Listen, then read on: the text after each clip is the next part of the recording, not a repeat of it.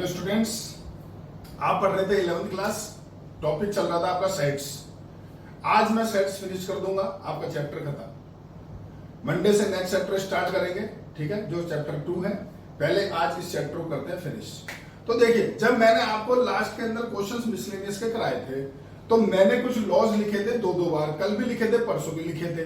कुछ conditions, x belongs to A union B तो ये है, x belongs to A intersection B तो ये है, वो चीज अलग थी। आज काम में आएंगे लॉ। तो जो बचे हुए जितने क्वेश्चंस हैं वो लॉ से सॉल्व होंगे। अब लॉ कौन कौन से हैं तो वो देखो जरा इधर। सबसे पहले आपके पास में आता है कम्यूटेटिव लॉ। कम्यूटेटिव लॉ का मतलब होता है सर ए यूनियन बी लिखो या बी यूनियन ए लिखो, इसको कम्यूटेटिव लॉ बोलते हैं। आप खुद ही सोच लो, ए का बी से यूनियन लो या बी का ए से यूनियन लो, बात तो एक ही हुई ना। इसको कम्यूटेटिव लॉ बोला जाता है। ये था यूनियन के लिए, सेम आएगा इंटरसेक्शन के लिए। यानी आप लिखो ए इंटरसेक्शन बी या लिखो बी इंटरसेक्शन ए, एक ही बात है। इसको कम्यूटेटिव लॉ बोला जाता है। दूसरा आता है एसोसिएटिव लॉ। वो क्या होता है देखो सर। एसोसिएटिव जो लॉ आपके पास होता है, यहां पर आएंगे 3 सेट, ये था 2 सेट, वहां आएंगे 3 सेट, और यही रूल वहां भी लगेगा। यानी आप लो ए यूनियन बी और फिर लो यूनियन सी, मतलब पहले ए यूनियन बी निकालो, फिर उसका यूनियन सी के साथ निकालो। आप इसको, या फिर आप ये कर सकते हो कि पहले बी यूनियन सी निकालो, फिर यूनियन ए के साथ निकालो, तो ये दोनों सेम है। और खुद ही दिमाग लगा लो, सेम हो गए यार, 3 सेट का यूनियन बनाना है, पहले 2 का बना के फिर तीसरे से ले रहे हो, तो बात तो एक ही है ना। लेकिन इसको एसोसिएटिव लॉ बोलते हैं। जैसे ये यूनियन है वैसे इंटरसेक्शन होगा। यानी A intersection B intersection C बराबर A intersection B intersection C, इसको बोलते हैं एसोसिएटिव लॉ।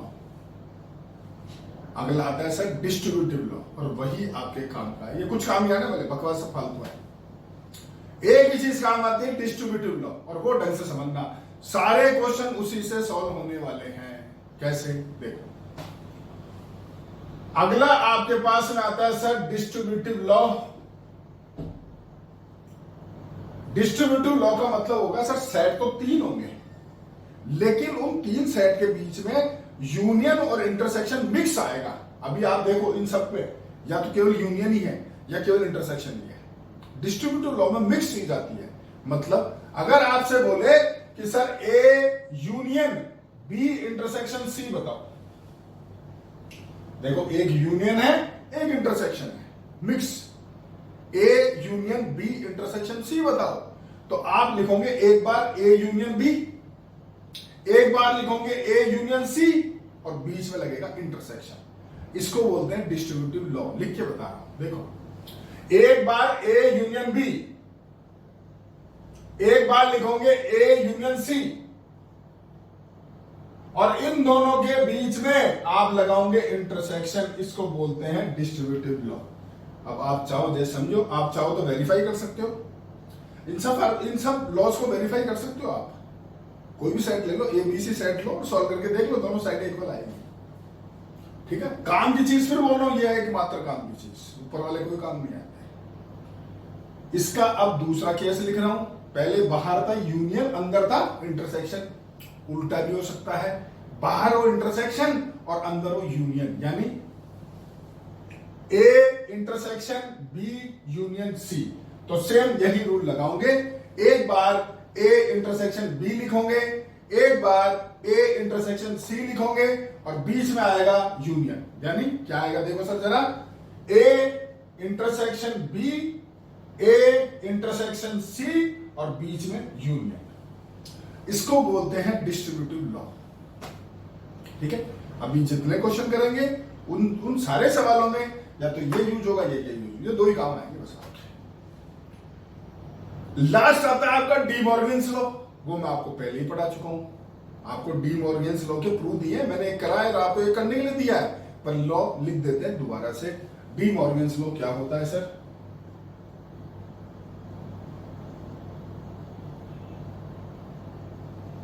ये होता है सर ए यूनियन बी का डैश बराबर ए डैश बी डैश और बीच में आ गया इंटरसेक्शन। ये मैं सिखा चुका हूं आपको कि डैश जब अंदर लाओगे तो आपका जो यूनियन है वो बदल जाएगा इंटरसेक्शन में। अगला देखो सर, दूसरा ए इंटरसेक्शन बी का डैश बराबर ए डैश यूनियन बी डैश। तो ये सर आपके लॉ है जो भी। इसमें काम का फिर बोल रहा हूं खाली डिस्ट्रीब्यूटिव लॉ है बस। अब कर रहा हूं मैं सवाल, देख लीजिए। मैंने जो जो क्वेश्चन बाकी छोटे पहले उनके बारे में बात करते हैं आपसे। क्वेश्चन नंबर 3, क्वेश्चन नंबर 4, उसके बाद में आपका 8, 9, 10, 11 और 12 आज सारे खत्म कर देते हैं, चैप्टर ही खत्म करते हैं ताकि फिर अगला चैप्टर होगा स्टार्ट। ठीक है, तो यहां मैं जो स्टार्टिंग दे रहा हूं, देखो मेरा सिस्टम उससे बताऊंगा मैं आपको। सबसे पहले क्वेश्चन बात करते हैं आपसे 8th क्वेश्चन की। उसका एक पार्ट में कर रहा हूं, दूसरा आप करोगे। तो देखो सर, क्वेश्चन नंबर 8 आपको शो करना है ए बराबर A intersection B union A minus B, ये आपको प्रूव करना है। अब यहां पर एक रूल कल पढ़ा था कि साहब let X the element of this, और फिर अपन प्रूव करते थे उसका एलिमेंट है। वो सिस्टम यहां नहीं चलेंगे, वो यहां नहीं चलेंगे। तो बात आती है सर कि हमें कैसे पता चलेगा सवाल देके कि यार वो करें कि ये करें। देखो ये प्रैक्टिस है, यहां लिमिटेड क्वेश्चन है, एनसीईआरटी में लिमिटेड है। मैं आपको आरडी शर्मा भी कराऊंगा, वहां बहुत सारे क्वेश्चन है, वहां आपसे अच्छी से डिस्कस करेंगे। जो प्रैक्टिस पे डिपेंड करेगा सर, फिर बोल रहा हूं खाली मात्र प्रैक्टिस पे डिपेंड करता है कि वो रूल लगेगा ये लगेगा। और कुछ क्वेश्चन ऐसे होते हैं जिसमें दोनों रूल लग जाते हैं, ऐसी कोई बड़ी बात नहीं है।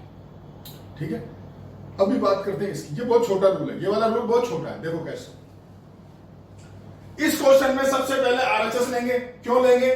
क्योंकि देखो आरएचएस है बड़ा, एलएचएस है छोटा, तो आरएचएस से मैं लाऊंगा एलएचएस। ठीक है, तो मैंने लिया आरएचएस। आरएचएस मेरे पास है ए इंटरसेक्शन बी और यूनियन आपका ए माइनस बी। अब मैंने आपको कल एक प्रूफ दिया था, कल या परसों जो भी दिया था कि साहब ए माइनस बी किसके इक्वल है, मैंने दिया था। और मैंने बोला था कि ये प्रूफ आपकी बुक में नहीं है लेकिन बड़े काम की चीज है। देखो काम आ गया, आएगा। अब कैसे दिखाता हूं। मैंने जो आपको प्रूव करके दिया था वो था सर आपके पास कि a माइनस बी जो है वो बराबर है a इंटरसेक्शन b डैश के इक्वल। ये मैंने आपको प्रूव करके दिया था और आपको यहां बकायदा प्रूव करना पड़ेगा। आप डायरेक्ट नहीं लिख सकते, वो जो प्रूव है उस पूरे को प्रूव करके दो, ऐसे पूरा बड़ा सा ब्लॉक बना के प्रूव करना। अब मैं इस रिजल्ट को यहां काम में लूंगा और 2 लाइन में क्वेश्चन खत्म है। ठीक है, कैसे देखो, ये वैल्यू यहां डालो तो a इंटरसेक्शन b आपके पास आया union a intersection b dash. समझ गए होंगे मेरे हिसाब से, तो ऐसा कुछ लिखा ही नहीं अभी तक तो। और अब यहां लग रहा है डिस्ट्रीब्यूटिव लॉ, वो लिखा आपके सामने, इसको देखो उसको देखो। सबसे पहली चीज तो बीच में यूनियन है, तो आपका फार्मूला लग रहा है सेकेंड। ढंग से देखो, जो सेकेंड फार्मूला है उसमें ये जो वैल्यू वो आरएचएस को बिलोंग कर रही है, तो आरएचएस को बिलोंग कर रही है, मैच कर रहा है आरएचएस। आप लिख दो एलएचएस। मतलब क्या लिखोगे, यहां लिखोगे आप ऐसे ब्लॉक बनाना और लिखना यूजिंग, क्या यूज में ले रहे हो उसको उल्टा लिखो, उल्टा रिवर्स करके। यानी क्या, A intersection B union A intersection C बराबर A intersection B union C. मतलब आपको ये गिवन है, ये लिखना है, तो इसको इससे मैच करो, इस पूरे को इससे मिलाओ, सारा मिल रहा है, खाली सी की जगह यहां बी डैश लिखना है। तो आप इसको इंप्लाइज करो, तो सॉल्व करके क्या आएगा सोचो। आपका आएगा ए इंटरसेक्शन बी यूनियन और सी की जगह क्या आएगा, बी डैश। आराम से सोचो। और आप जानते हो कि बी यूनियन बी डैश क्या होता है, मैंने लिखा है आपको, A union A dash universal set. खोल के देख लेना किताब में, पीछे पन्ने पर लिख लेना। ए यूनियन ए डैश होता है यूनिवर्सल सेट। वैसे ही बी यूनियन बी डैश आपके पास हो जाएगा यूनिवर्सल सेट। और ये भी मैंने आपको लिखाया है, ए इंटरसेक्शन यूनिवर्सल सेट वो होता है आपका ए। तो ये आ गया आपका ए और ये आ गया आपका एलएचएस, हैंस प्रूव्ड। तो सर ये आपका दूसरी टाइप है डिस्ट्रीब्यूटिव लॉ के थ्रू सॉल्व करना। एक टाइप आपने कल पढ़ी थी, वो क्या टाइप थी, आपका लेट करना, ये इसका एलिमेंट है, ये वो रूल था। ठीक है सर, तो ये मैंने फर्स्ट पार्ट किया है, सेकंड आप करोगे। 9th क्वेश्चन सेम है, दोनों पार्ट आप खुद करोगे। आगे बढ़ते हैं, पहले आ रहे हैं क्वेश्चन नंबर आपका 10। क्वेश्चन नंबर 10, क्वेश्चन नंबर 10 आपको बोल रहा है कि आपको शो करो, show that A intersection B बराबर, अगर ए इंटरसेक्शन सी है, need not apply B equal to C. यानी ये बोल रहा है आपको कि अगर ये दोनों इक्वल दे रखे हैं तो इसका ये मतलब नहीं है कि बी सी के बराबर है। सिंपल सा तरीका बताऊं, एक एग्जांपल लेके सॉल्व करता हूं। ए सेट तो कुछ भी ले लो, बी सेट भी कुछ भी ले लो, सी कुछ भी ले लो, पर तीनों लेना ऐसे कि जो ए इंटरसेक्शन बी में आ रहा है ना, वही ए इंटरसेक्शन सी में आ रहा है। और बी और सी सेम नहीं है, बड़ा आसान सा काम है यार। ए जो है उसको ले लो आप 1 2, बी जो है 1 3 और सी जो है 1 4। कहानी हो गई खत्म। आराम से देखो ए इंटरसेक्शन बी आपका 1 आ रहा है, आराम से देखो ए इंटरसेक्शन बी आपका 1 आ रहा है, यानी ए इंटरसेक्शन बी बराबर ए इंटरसेक्शन सी है। बट आप लिखोगे B is not equal to C. Check कर लो, मैंने आपको पहले बोला था कि जो गलत होते हैं वहां पर एग्जाम्पल दे सकते हैं, तो मैंने ये एग्जाम्पल से कर दिया। ठीक है, अब मैं आ रहा हूं आपका क्वेश्चन नंबर 12, क्वेश्चन नंबर 12 फिर बच्चे को करूंगा। तो 12वां सवाल भी कुछ ऐसा ही है, पढ़िए आप। Find sets A B C such that यानी 3 सेट बताने आपको A B C, such that A intersection B, B intersection C और A intersection C are non empty sets. मतलब कि वो एम्प्टी सेट नहीं है, यानी उनमें कुछ ना कुछ कॉमन आ रहा है।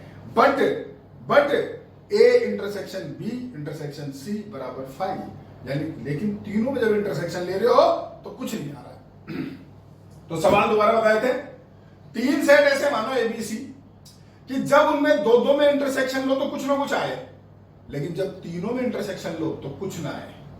ले लो यार, बड़ा आसान सा काम है, मैं कर देता हूं। देखो 12वां सवाल, ए ले लो 1 2, बी क्या ले लो 2 3 और सी क्या ले लो 1 3। आराम से चेक करो, इन दोनों में कॉमन 2, इन दोनों में कॉमन 3, इन दोनों में कॉमन 1, लेकिन अगर तीनों में कॉमन ढूंढो कुछ नहीं है। ये एग्जांपल हो गया। आप कुछ और लिख सकते हो, जो मन करे लिखो, मैंने आपको क्वेश्चन समझा दिया। भाई तीनों में आपस में तो कॉमन आए, लेकिन आपस में दो में कॉमन आए, लेकिन तीनों में कॉमन कुछ ना आए, ऐसा एग्जांपल देना है तो कुछ भी दो जो आपकी इच्छा करे। ठीक है सर, अब आपके सवाल क्या बचते हैं सुनो। ये पूरा हो गया, एक तो बच गया आपका 11th और एक बच गया आपका 3rd क्वेश्चन और एक बच गया 4th भी आप एग्जांपल वगैरह कुछ लिख कर लेना। मैं 3rd और आपको 11th क्वेश्चन बता रहा हूं और उसमें एक चीज आपको और बता रहा हूं, दोनों क्वेश्चन सेम है, बिल्कुल सेम है। एक करूंगा एक आप कर लेना, बिल्कुल सेम है। क्या डिफरेंस हो बता दूंगा, ठीक है। एक छोटा सा फर्क है, तो पहले आप इसको पॉज करके कॉपी कर लो, फिर मैं क्वेश्चन कर देता हूं और इस चैप्टर करते हैं फिनिश।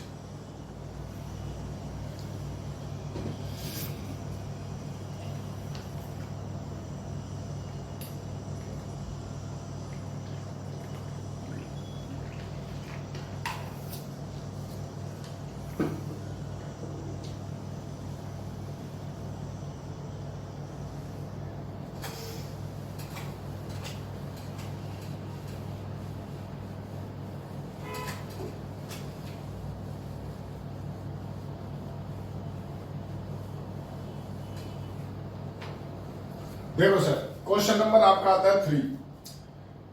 ए बी सी आपके सेट्स हैं इस तरीके से कि ए यूनियन बी बराबर ए यूनियन सी है, ए इंटरसेक्शन बी बराबर ए इंटरसेक्शन सी और शो करना बी बराबर सी। ये आपका क्वेश्चन है, ठीक है।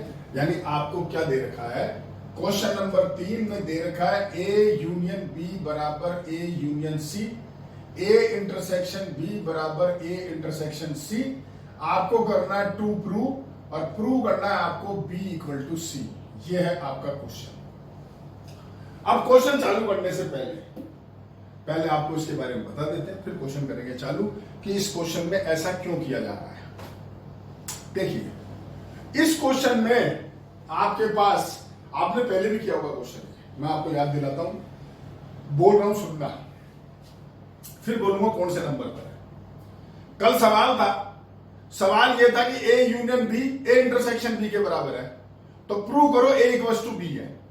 ये था एग्जांपल 30, कल था क्वेश्चन ये कुछ वैसा ही है, लेकिन यहां एक चीज एक्स्ट्रा आ गई कि दो कंडीशन दे दी आपको, एक कंडीशन दी थी, दो कंडीशन दे दी। उस सवाल में एक ही कंडीशन दे रखी थी और प्रूव ऐसे ही करना था।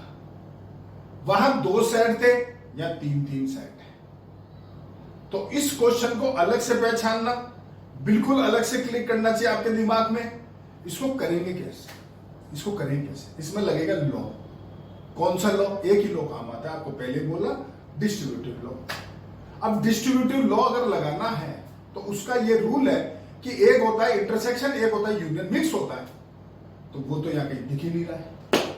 तो बात आती है अब इसकी शुरुआत कैसे करें। लगाना डिस्ट्रीब्यूटिव लॉ है, लेकिन शुरुआत कैसे करें? तो मेरे भैया ये दो जो कंडीशन गिवन है ना आपको, इसमें से एक सेलेक्ट कर लो जो आपको पसंद आए, जो पसंद आए। कोई टेंशन नहीं है, कोई बाउंडेशन नहीं, पहली लेनी दूसरी लेनी है, जो आपको दिल करे वो ले। ठीक है, मान लो बच्चे ने ली फर्स्ट, कोई भी ले लो, कोई फर्क नहीं पड़ता, फर्स्ट ले ली साहब, फर्स्ट ले ली। अब क्या करें? तो फर्स्ट ली तो उसमें साइन देखो यूनियन है, तो मैं लगाऊंगा इसके बाद दोनों तरफ इंटरसेक्शन। क्यों? ताकि डिस्ट्रीब्यूटिव लॉ लग सके। अब मान लो किसी बच्चे ने सेकंड ले ली, तो सेकंड ले ली तो सेकंड में इंटरसेक्शन है, तो बाहर लगाऊंगा यूनियन में, दोनों तरफ मुझे डिस्ट्रीब्यूटिव लॉ अप्लाई करना है। तो इसलिए मैंने आपको क्या बोला था कि यार चाहे फर्स्ट लो चाहे सेकंड लो, कोई फर्क नहीं पड़ता। ठीक है, चलो अब मान लो कोई सी भी ले ली और आपने यूनियन है तो इंटरसेक्शन लगा दिया और इंटरसेक्शन है तो यूनियन लगा दिया, वो भी कर दिया। अब लड़ाई आती है कि यार मैं लगाऊं किसके साथ? यूनियन इंटरसेक्शन लगाऊंगा तो बाहर कुछ तो लिखूंगा। जैसे आज यहां पर ये यूनियन है तो बाहर ए है, ये इंटरसेक्शन है तो यहां ए है, कुछ तो लिखा हुआ है। मैं कौन सा सेट लूं? मेरे पास सेट तो तीन है, क्या मैं ए लूं या मैं बी लूं या मैं सी लूं? मैं क्या लूं? तो सुनो ढंग से, जो ऊपर दो तरीके समझाऊंगा। जो ऊपर कंडीशन गिवन है उसमें कॉमन सेट देखो ए है चारों जगह पे, तो जो कॉमन है ना वो नहीं लेना, उसके अलावा जो मर्जी लो। पहला तरीका। दूसरा तरीका, जो प्रूव करना है ना आपको, उनमें से कोई भी ले लो। तो एक बच्चा बोला सर मैं तो बी लूंगा, ले ले भाई। एक बोला मैं सी लूंगा, ले ले भाई। अरे भाई दोनों ही लेने पड़ेंगे, 1 बाई 1 दिखाते भी आपको सॉल्व करके। ठीक है, अब जो बोला दोबारा बोल रहा हूं, ढंग से सुन लो। मैंने आपको बोला ये दो कंडीशन है, किसी भी एक को लूंगा। जिसको लूंगा बाहर इसका अपोजिट सिंबल काम में लूंगा। यूनियन है तो इंटरसेक्शन, इंटरसेक्शन है तो यूनियन। ठीक है, अब बाहर क्या लिखूंगा? या तो बी या तो सी, लेने दोनों पड़ेंगे।